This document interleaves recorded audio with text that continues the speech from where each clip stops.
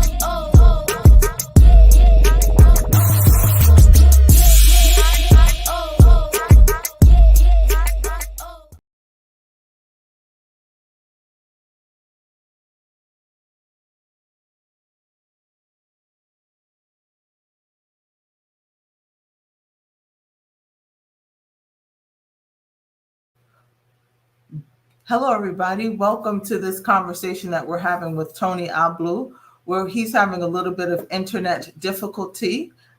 There are storms happening throughout New York, and Tony is joining us. He just dropped off. This is the opportunity for us to showcase the Africa we deserve, to showcase the opportunities of people who are doing interesting and innovative engagement throughout the diaspora that are impacting Africa in particular. This is the invitation that we all have to get invested and inspired by opportunities in Africa. And Tony Abulu, who will be joining us again, is hosting a convening in New York City, September 2023. And the focus is the US-Africa Summit. And that will be a time for engagement, business investment opportunities. Tony is a Nigerian American investor and philanthropist, and also has a TV producer, movie producer, big screen movie producer that I might add, that will be joining us. And this is the opportunity to hear about what he has on the table. So you are welcomed and invited to stay and be a part of this conversation and join us. Upcoming, as you know, in Botswana, July 11th through the 14th is the United States Corporate Council of Africa's US-Africa Summit that will be happening in Botswana. It's a great opportunity for folks to come online in Botswana in the SADC region and engage with investors, sponsors, and others to learn about opportunities for import, export, and financing.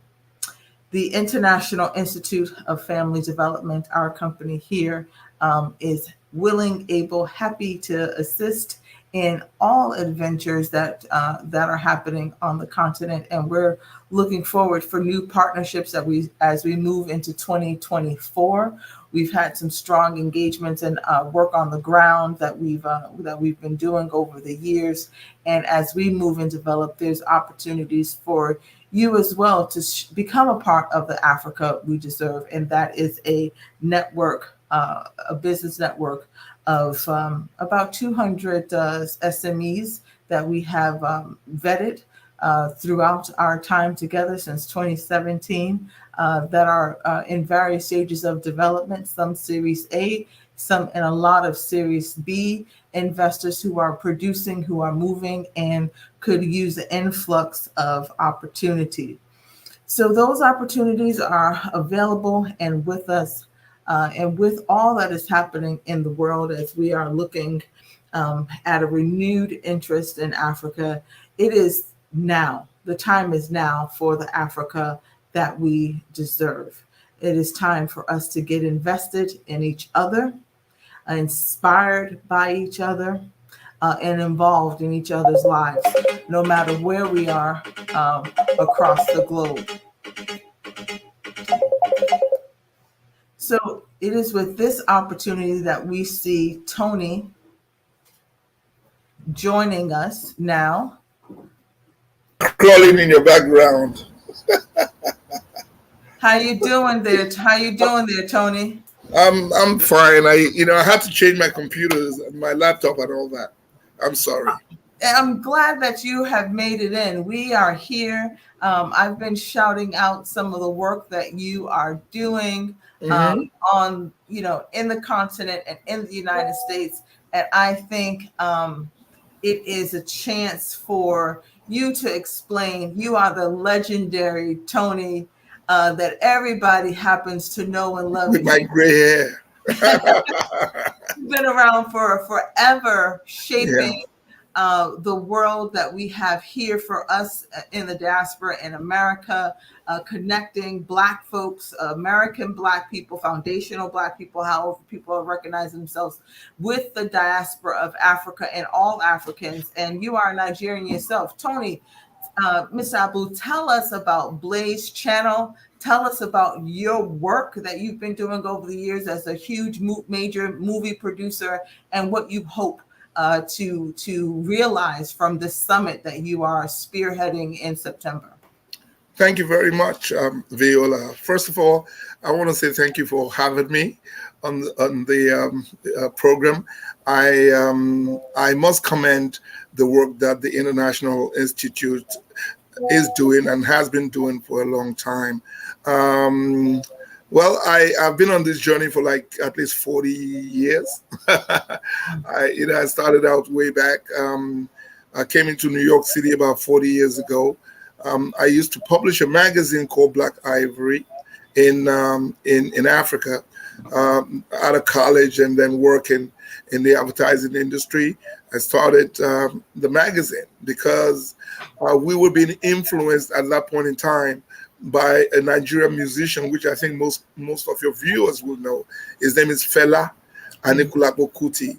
And Fela made it a point, because we never really learned about Afrocentrism. So Fela made it a point while we were in college, and he would go from college to college, informing us about great African historians like Sheikh Anta Diop, Dr. Ben, Professor Jeffries, Professor Smalls, and on and on and on. And so when I got the opportunity to relocate to America, the first thing I did was to go to Harlem and go meet Dr. Ben and Dr. Jeffries and Professor Smalls and so on. And I spent some time with them and got to understand more why there has to be some sort of unity in the African diaspora and the African community worldwide. That spurred a new magazine, still titled Black Ivory, and I'm talking 39 years ago now. That spurred a new magazine, Black Ivory, with a new focus, cultural development and economic development of the Black world. And that journey has been very revealing, and at the same time, it's been very challenging, because, as you know, in America, a lot of people have done a lot of work, but we never get to see that work in Africa. So, what makes it, rewarding now is when people like myself, who are partly Africa-based and also based in the U.S., when we step into the fray. So now, of course, we now enter the new digital age. So Black Ivory sort of metamorphosed into Blaze Channel. Yes. And so that started about 10 years ago in the digital age. What have we learned? We have learned that it's one thing to talk about the development of culture, which is critical. Mm-hmm. Without the cultural base, every other thing is just floating. We now realize that there has to be an economic component. Very, very, very important. important. Yes, it is. Without the economic component, we cannot sustain our lives as African people all over the world. So people say, well, how do you do that? You ask everybody to make a donation or something. How do you do that? Research eventually showed that Africans send a lot of money back home. A lot. A lot. A lot. I mean, specifically, we're talking about $50 billion. Yes, I think that's a key point for people to hear. When you say a lot, you have to quantify it. Exactly. And that was not an M, that was a B. A B. $50 billion. Yes. And so in other words, that is saying the continental Africans who reside internationally, which we call diaspora Africans, right. They do a lot of work. You have a lot of nurses, you have a lot of medical doctors, engineers. And the beautiful thing about the continent of Africa, here comes the cultural influence again. When you're growing up in Africa, you don't grow up alone. Right. You are taught that you have a commitment to your relatives and to your family and so on. So if you are in the US, you have to send money back to your mother.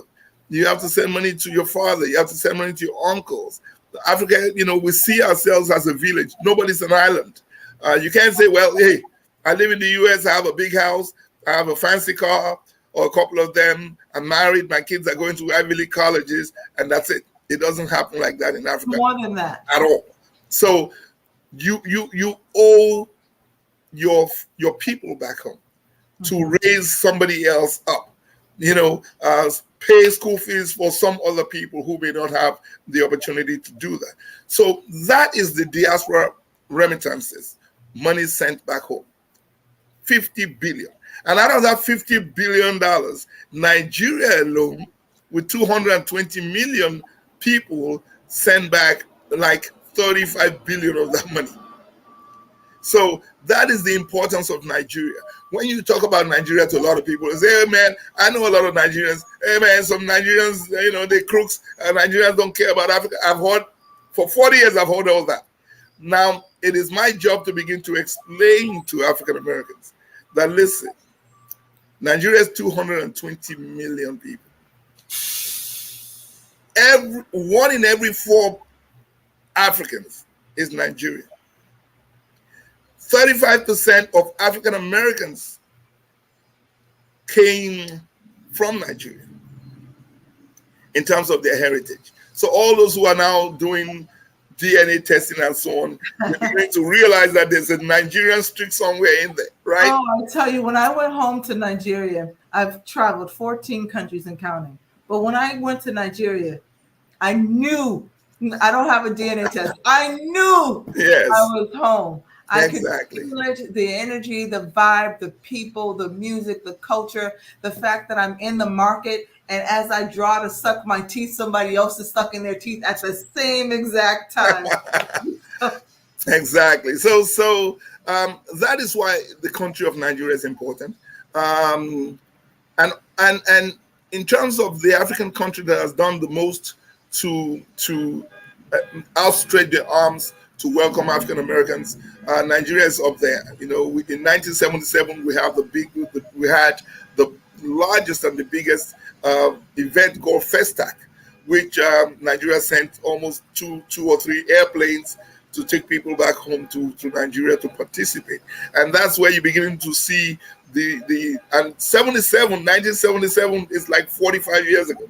So you're beginning to see all the children that came on that trip who are now becoming professors, who are now in business and so on.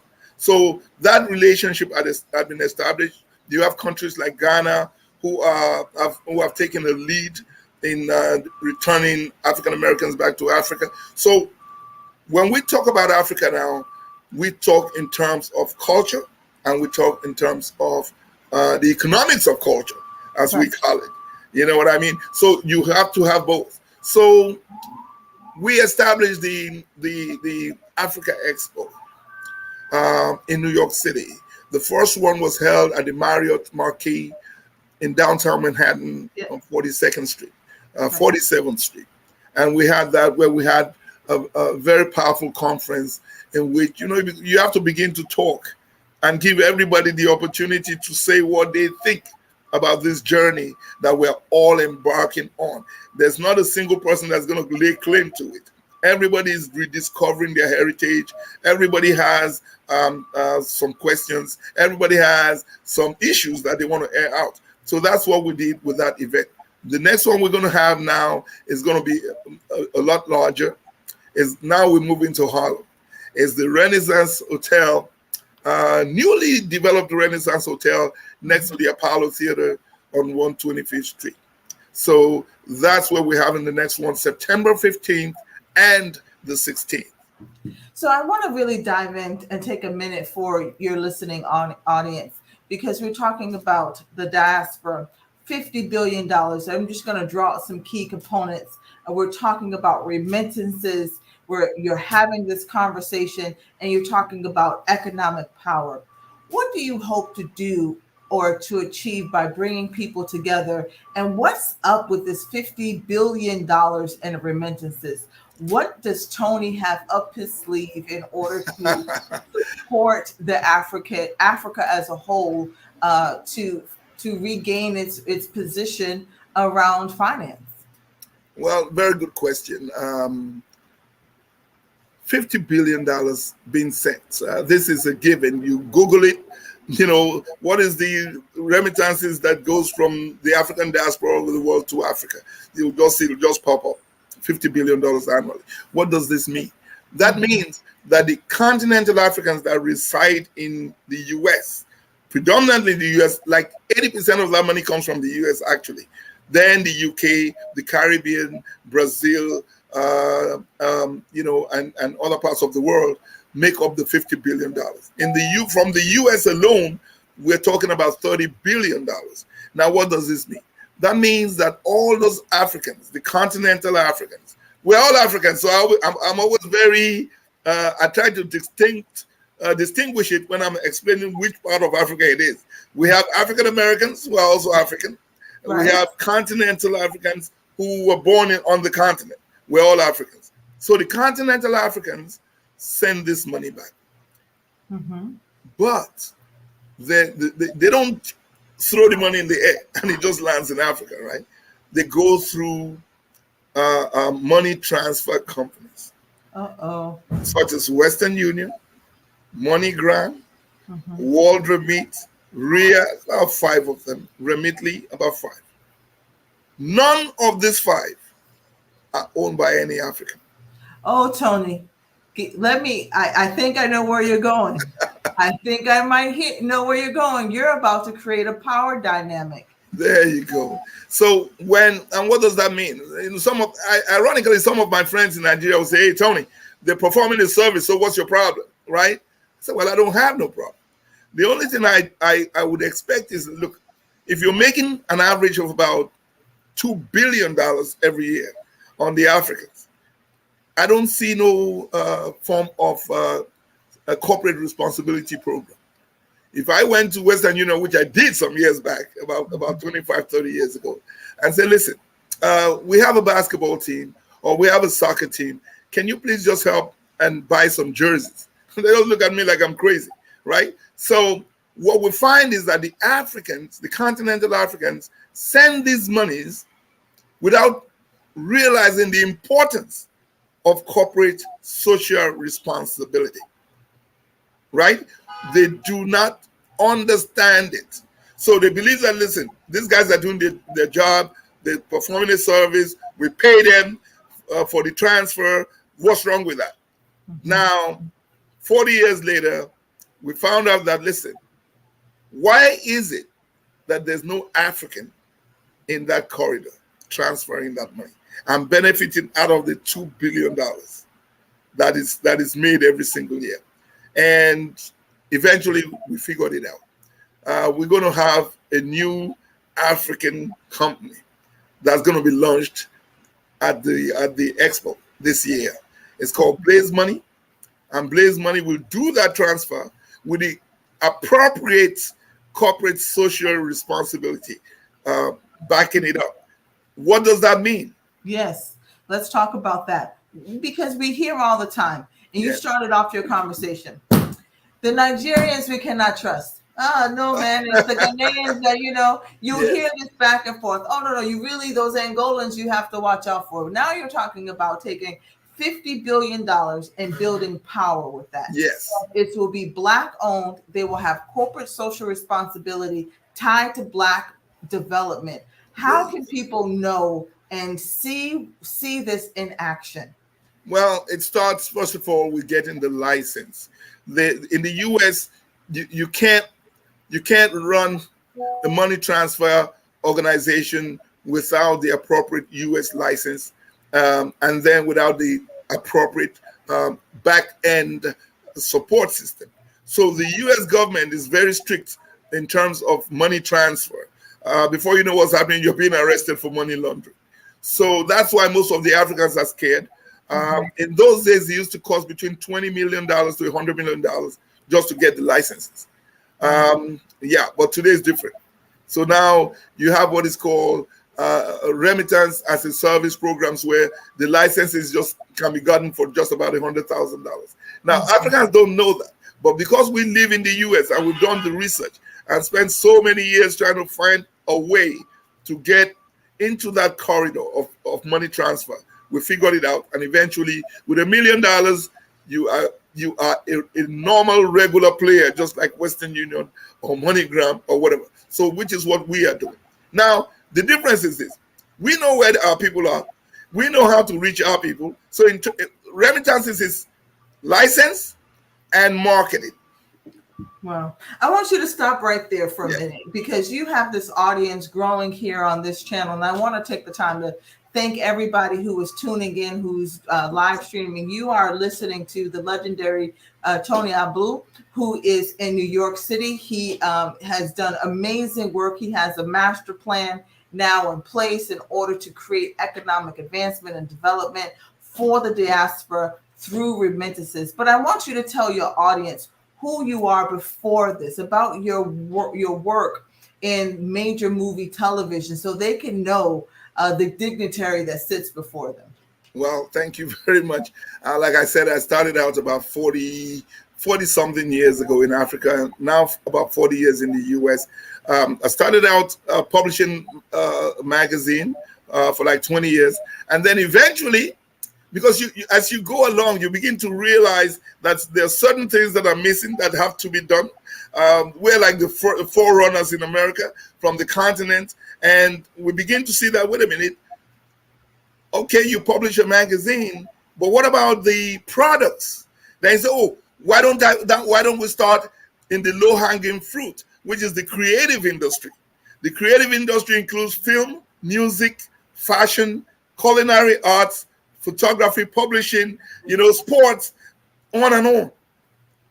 Who is taking care of that industry in Africa? Now, that is the low-hanging fruit in Africa, because that's where everybody is. And that's everybody's in the creative industry. Right.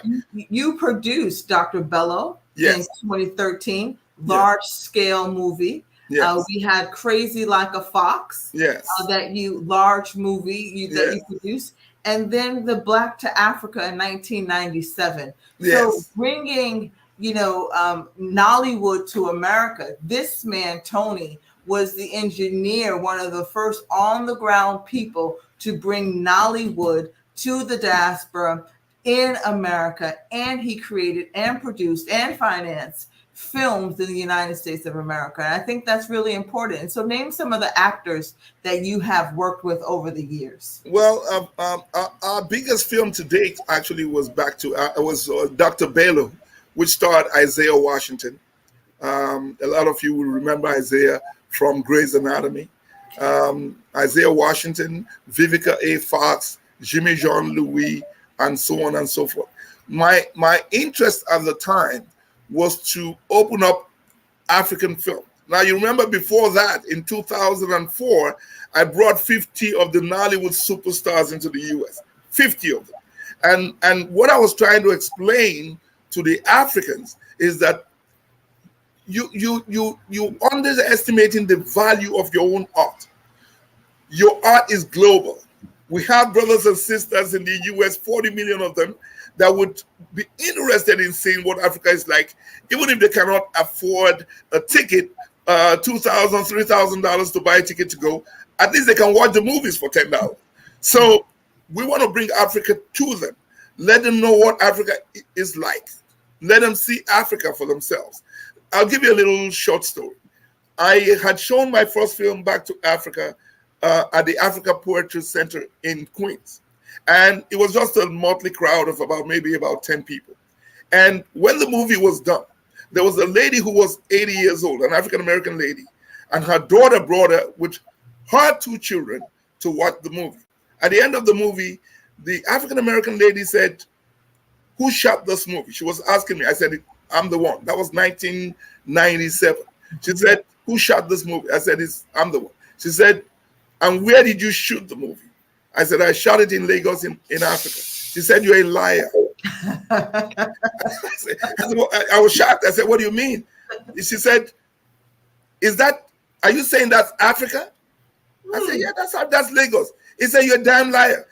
Africans, they swing on the trees. There's no city like this." And the daughter had to apologize on behalf of the 80-year-old mother. That, listen, my mom doesn't know what Africa looks like. They've been brainwashed. They've been taught that Africa is all jungle. She cannot understand. And I told the lady, the beautiful older lady, I said, in my family, I have 3 brothers who are engineers, electrical engineer, structural engineer, and so on and so forth. My father is an electrical engineer. My mother is an architect. I said, so you have to understand that's a new Africa. Yeah. Getting back to what I was saying before, we have to tell our own stories. We can't expect somebody else to do it. So Nollywood, we fought so hard in Nigeria to start Nollywood. And the beautiful thing was that there was an introduction to digital cameras. So you didn't have to shoot with the expensive 35 millimeter cameras. In those days, it cost about $500,000 to shoot a film. Right. With the digital cameras, you could shoot a movie with $10,000 or $20,000, which was what the Nigerians took, the technology that they took advantage of. So I told them, I said, I'm going to do you a solid. I'm taking 50 of you, of your very best producers, actors, distributors, and marketers.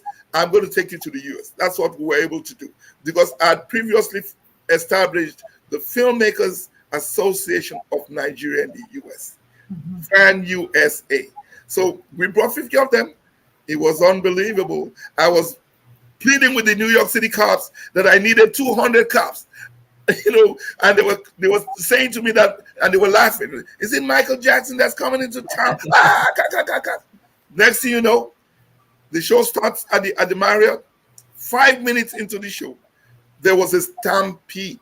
And the cops, 26 cops, was screaming that I should shut the show down.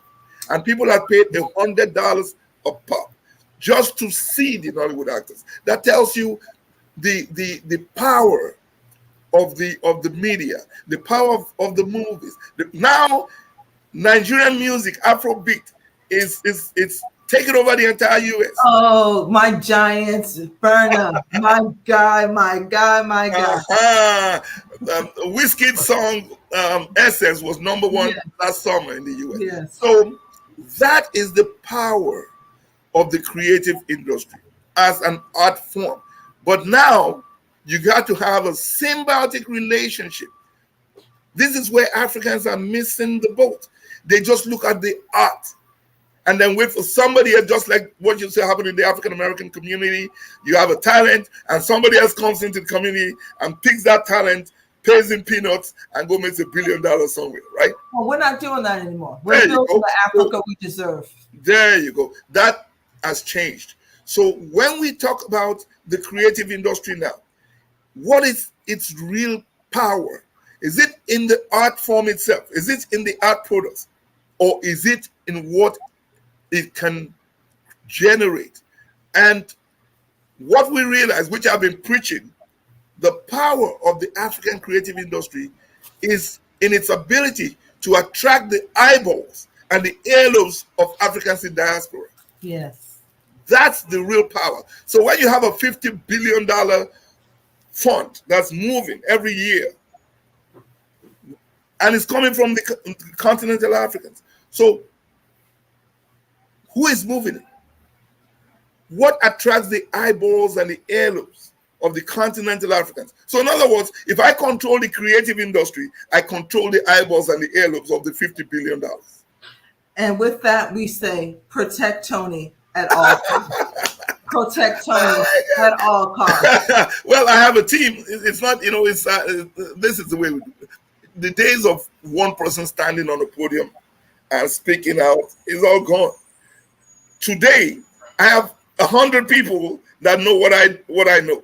I have 100 people that can say, Tony, Mr. Abulu, can you sit? You're getting old. We take over. I have 100 people that can do that. So we're not worried about those kind of stuff anymore. What we say is it's competition. We're not saying anybody else can get into that corridor. You can, but now it's competition. We know these are our people. We know how to reach our people. We know what to say to them. We know how to attract their eyeballs. And this is what Blaze Channel does. Blaze Channel gives out all the content for free. We acquire the content in the continent. We put it on Blaze Channel, www.blazechannel.com. Everybody can watch from Brazil. You can watch from Cuba. You can watch from Alabama. You can watch from Texas.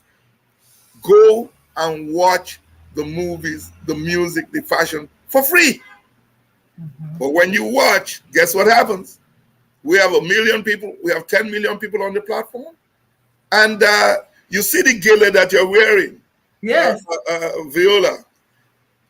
If I take your gele now and put it on Blaze More, and I say your gele is $40, and I have 1 million people that can see your gele, and out of that, maybe 10% is 100,000 people. Say, I want that gele for $40. You know how much that is?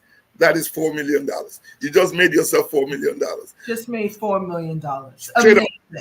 Yes. So that is what we have to do. Critical is the digital monetization platform, which is Blaze Channel. Critical is the license for the remittances, which we now have. Critical is the content, the creative industry content. With that, we don't have to beg nobody for money.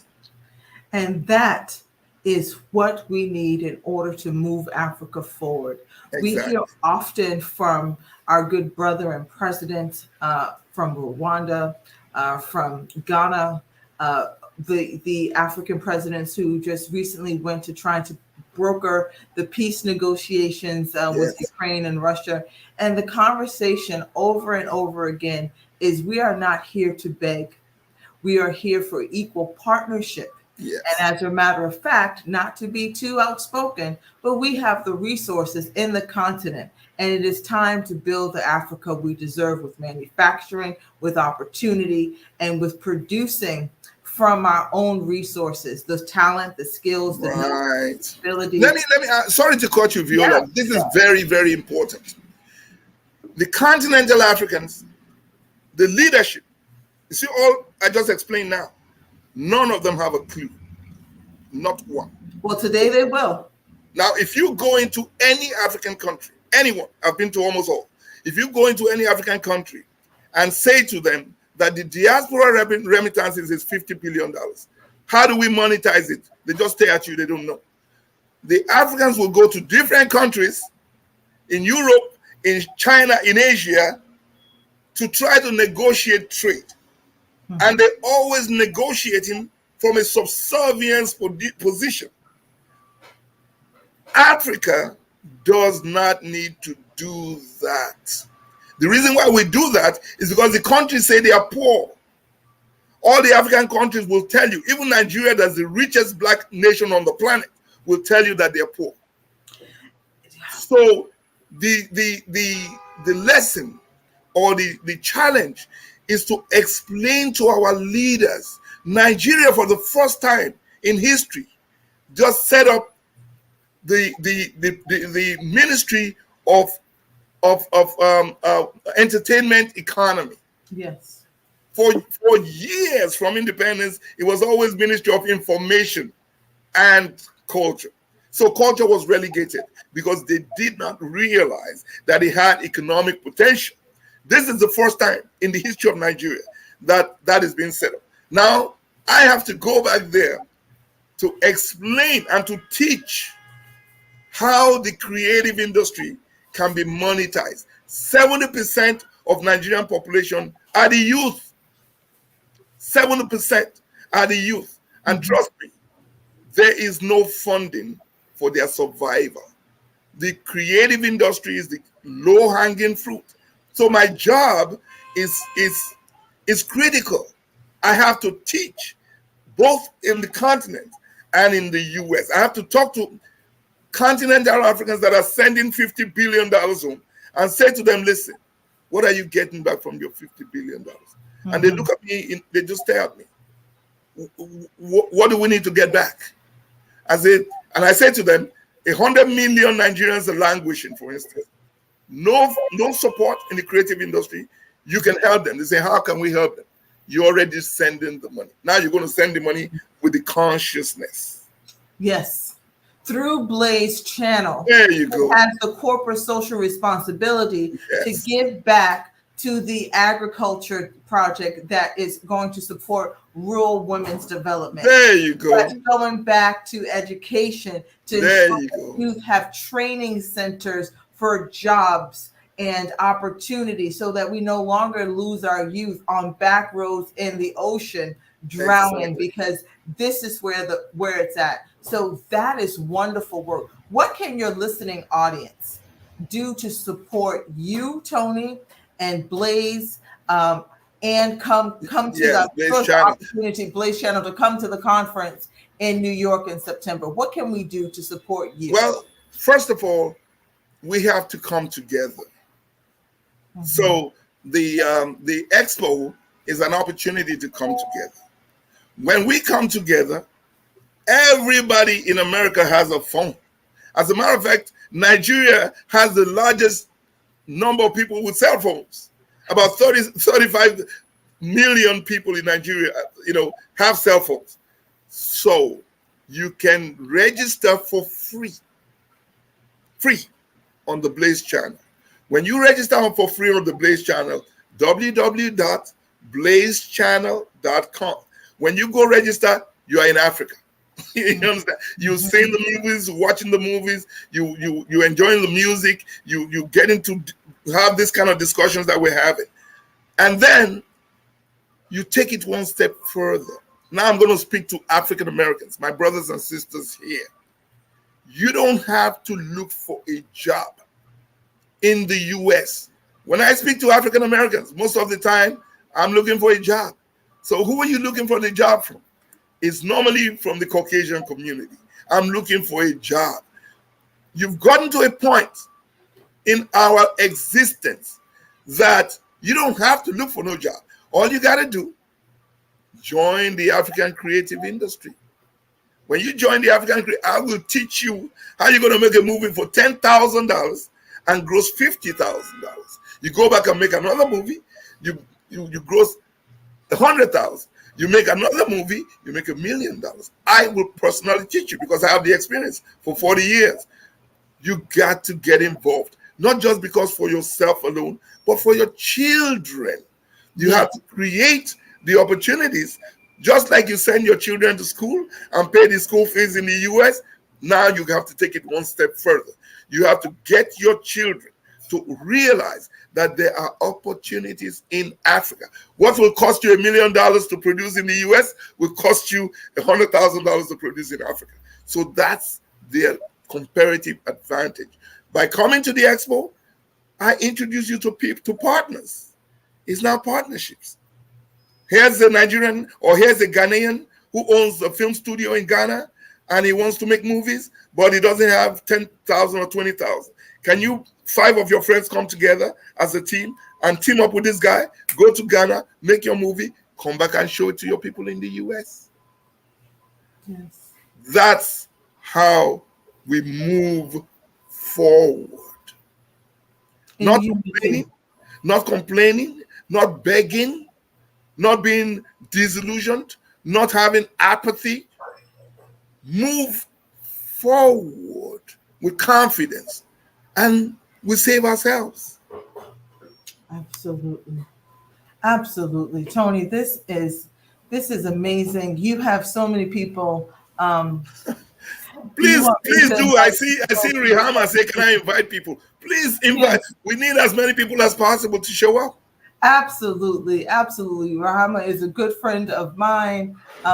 This is so many people that are on here.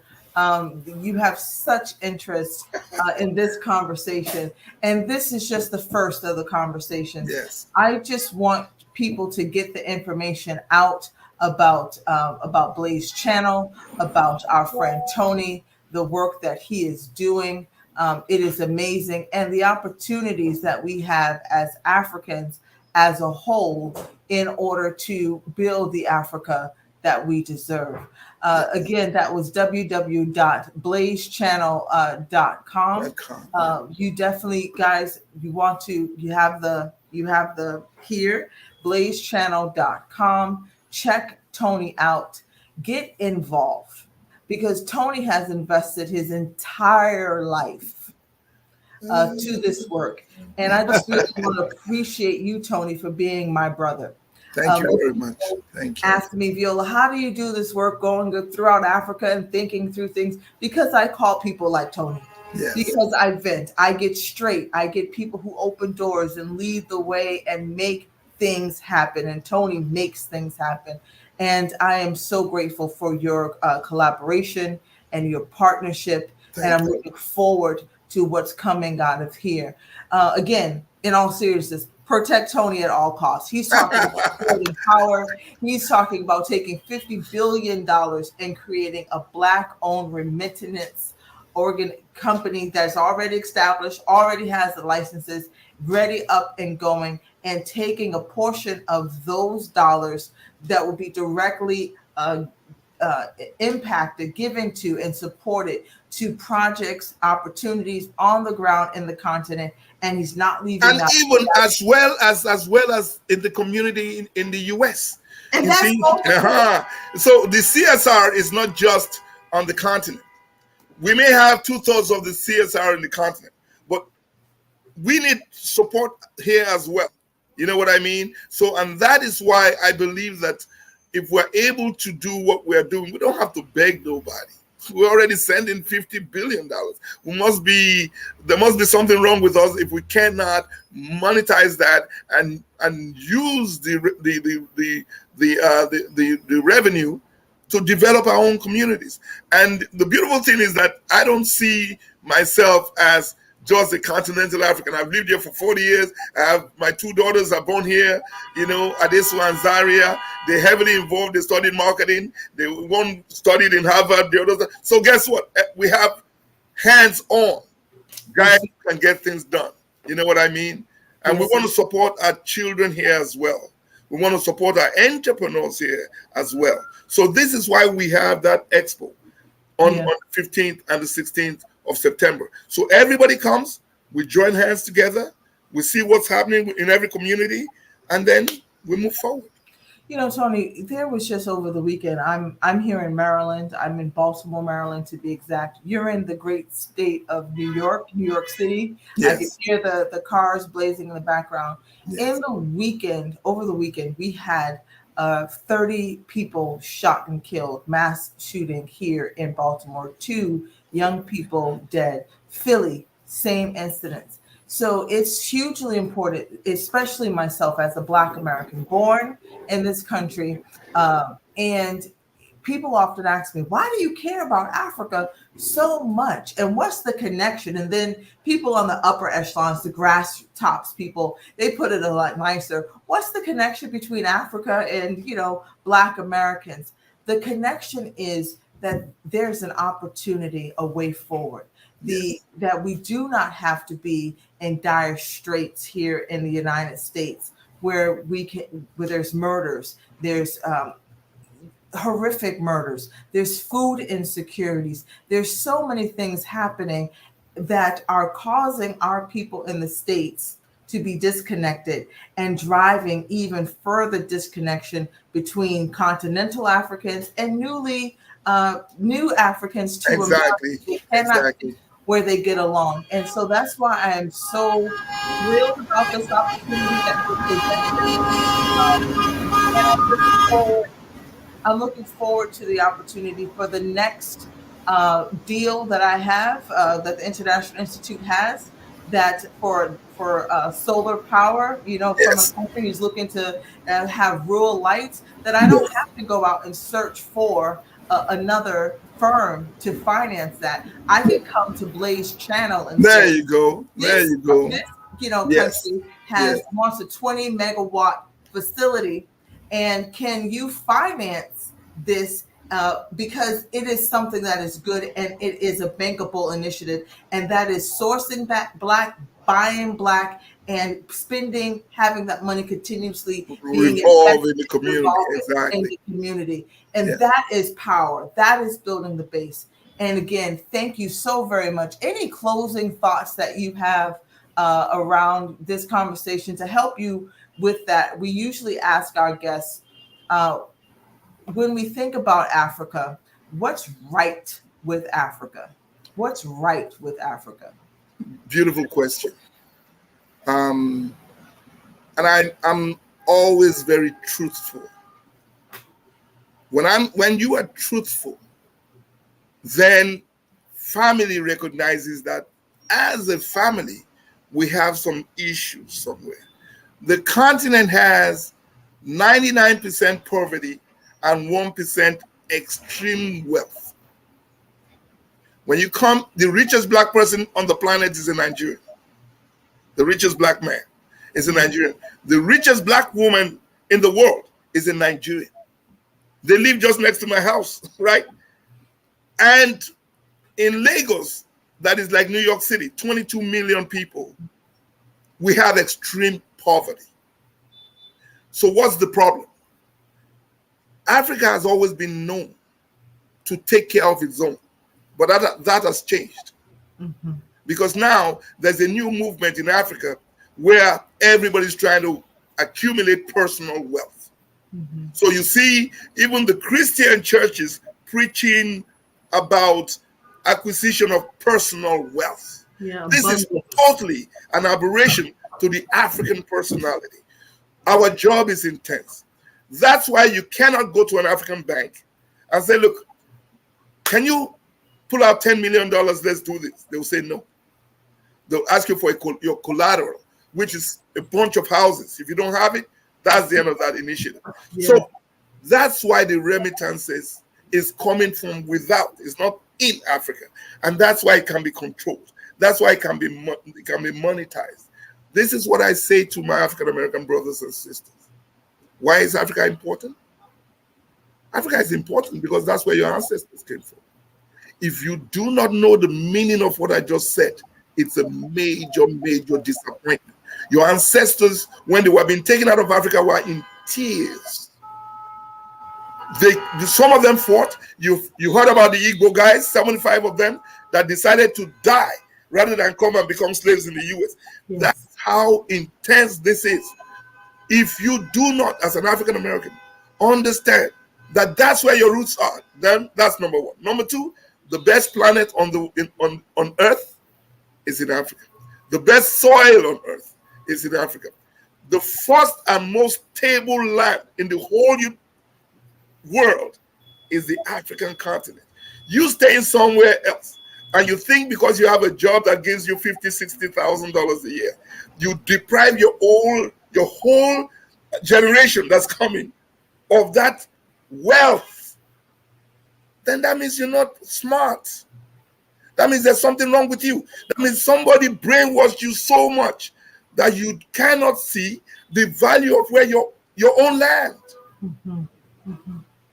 It is critically important that even the Africans, let me tell you, the continental Africans that come to the US, emigrate to the US like me, we don't lose our attachment back home. That's why we send $50 billion a year. Yes. America to us is like a marketplace. Everybody comes here. But that's not your home. Your home is in Africa. Your home is not in Baltimore. Your home is in Africa. So I appeal to everybody. You can't force nobody. People learn at different times in their lives. But no matter what you do not deprive your descendants that are coming. 1, 2, 3, 4, 5 generations. You're not going to be here. They're going to be facing the same problems that they face here. But if they have an opportunity to go back to their land, because now anybody, you can go, Viola, you can get to Lagos and say, listen, I need some land. They'll show you some land. You pay for your land. You own your land. Own it. Own it. Yes. For life. For life. And a lot of smart people are going to Ghana and doing that, especially from the Caribbean. Our brothers and sisters from the continent, from the US, they're taking their sweet time. But trust me, when you get to Ghana, you're going to see all the Caribbean people are there. And in Gambia. Bob Marley's wife has been living there for 15 years. Yeah. Stevie Wonder's there. Auntie Case, before he passed, was there. On and on and on. Right. So this is not just about Tony Abulu. This is about your descendants, your ancestry that birthed you, and your your commitment to your children. Yes. Generational wealth. Yes, that's what it's called. So you have to create something for them. By the time, guess what? And the way Africa is now, they're selling land to Chinese. You don't need a passport to even. There you go. So by the time my brothers and sisters in America realize finally that, wait a minute, I just did my DNA testing and they say I'm from Ghana. I got to go to Ghana. When they get to Ghana, the guy they're going to be talking to buy land from will be Chinese, and it would have quadrupled the price. Yeah. Let's be smart Africans. It is a strategic business decision when you see Google, Twitter, all these other spaces, multinational companies in Africa. They're in Lagos. They're next to my house. You need to see their buildings. Hundreds of millions of dollars invested. They know what they're doing. And so if we're not careful, I keep repeating this, by the time we wise up, eventually you wise up. By the time you wise up, the land that you have bought for maybe $5,000, now you're going to pay $500,000. Yes, you will. Yes, you will. Tony, when I think about what's right with Africa, I think of you. And again, thank you for your time today. Thank you for coming on, your passion, your dedication, and commitment to building the Africa we deserve. For the listening audience, thank you for tuning in. Thank you for your commentary. I cannot tell you how many comments you have on here. People are just going crazy. We are live on LinkedIn, all the Facebook channels, throughout social media, Twitter, you name it, we're live. This is Tony Abulu. He is with Blaze Channel Network here. $50 billion in remittances, bringing that power back to the continent of Africa to build the Africa we deserve. Tony, thank you so much. Thank you very much, Viola. I love you. Thank you so much. All right, everybody. So long.